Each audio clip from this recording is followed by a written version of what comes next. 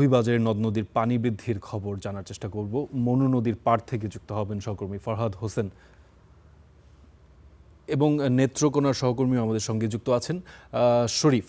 শুরুতেই আগে একটু মৌলভীবাজারেই যেতে চাই। মৌলভীবাজারে ফরহাদ আমাদের জন্য অপেক্ষা করছেন। ফরহাদ, নদ নদীর পানি কি বাড়ছে কিনা এবং আগাম কোনো বন্যার সতর্কতা সংকেত রয়েছে কিনা সে সম্পর্কে একটু জানাবেন।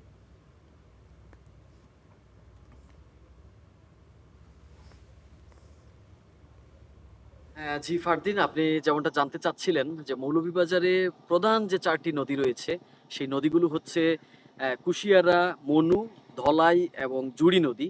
সেই ৪টি নদীরই পানি কিন্তু বিপদসীমার নিচ দিয়ে প্রবাহিত হচ্ছে, আমরা পানি উন্নয়ন বোর্ডের সূত্রে জানতে পেরেছি।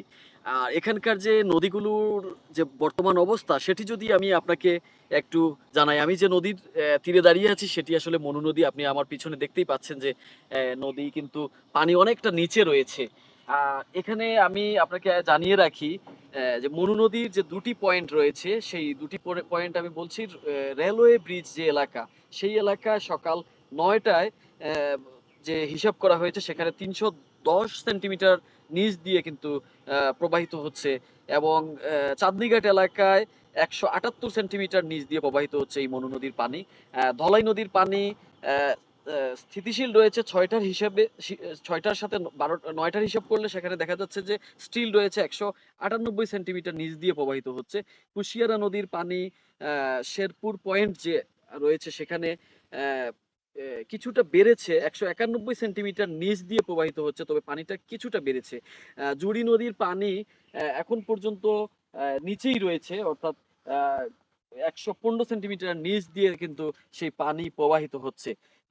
এখানকার যে নদ নদীর পানিগুলো গতকালকেও বেড়েছিল, কিন্তু আজ গতকালকে থেকে কিন্তু দুপুর থেকে বৃষ্টিপাত হচ্ছে না। বৃষ্টিপাত না হওয়ার কারণে নদ নদীতে পানির পরিমাণটা অনেকটা কমে আসছে এবং আজ কিন্তু রোদের দেখা পাওয়া গেছে, যে কারণে আসলে এখানকার যে কৃষকরা, হাওর অঞ্চলের যে কৃষকরা রয়েছেন তারা কিন্তু ধান শুকানো শুরু করেছেন এবং তারা তারা চেষ্টা করছেন যে তাদের যে ধানগুলো রয়েছে সেই ধানগুলো যাতে আহ, আহ, শুকিয়ে তারা সেগুলো বিক্রি করতে পারেন সময় মতো।